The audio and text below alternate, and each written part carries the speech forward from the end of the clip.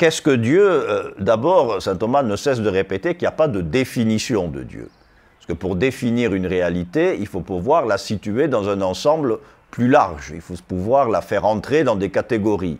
Dieu est au-delà de nos catégories. Donc, pour saint Thomas, il est clair qu'il n'y a pas de définition de Dieu. Par contre, on peut approcher le mystère de Dieu à partir, comme il le fait dans les 5 voies, hein, au terme des 5 voies, on arrive à 5 concepts, 5 idées qui correspondent à ce que les hommes pensent de Dieu. Donc une intelligence organisatrice de l'univers, l'être le plus parfait qui soit, etc., etc. Ce ne sont pas des définitions, ce sont des descriptions, hein, qui nous permettent de viser ce mystère. Alors, lorsque saint Thomas commence son étude du mystère de Dieu, il commence par étudier la simplicité de Dieu. C'est la première propriété, si on peut dire, de Dieu. Chesterton raconte qu'une vieille dame anglaise qui voulait être fidèle à l'Église, et donc qui voulait suivre les recommandations d'étudier saint Thomas, est allée acheter la somme de théologie, et elle a vu la question, la simplicité de Dieu, elle s'est dit, je vais commencer par ça. Et elle s'est dit, ben, si c'est ça la simplicité de Dieu, qu'est-ce que ça va être la suite, hein, parce que c'est une question qui est assez difficile.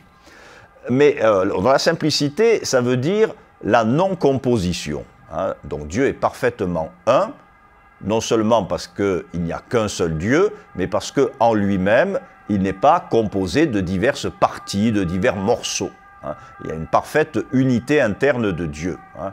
Nous sommes des êtres un peu éclatés, hein, ça part un peu dans tous les sens, la raison d'un côté, la sensibilité de l'autre.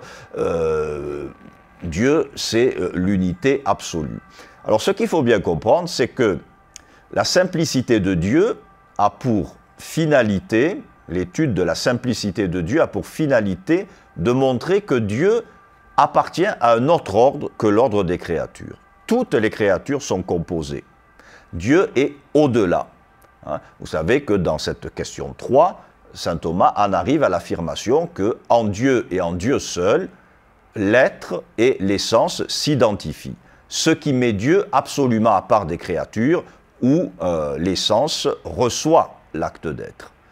Et donc, l'objectif de la question 3, c'est de manifester la transcendance de Dieu. Le Dieu dont nous allons parler dans la Somme n'est pas une super créature, n'est pas un super homme, il est une réalité tout autre. Et ça, c'est le fondement de tout notre discours sur Dieu. Il faut tenir compte de cette transcendance. La transcendance, ça veut dire littéralement que Dieu n'entre pas dans une catégorie. Et par conséquent, tout ce que nous aurons à dire de lui, eh bien, il faudra être extrêmement attentif, parce qu'on ne parle pas de Dieu comme on parle des créatures. Et ça, c'est l'objet fondamental de cette question qui ouvre, si on peut dire, le traité sur Dieu.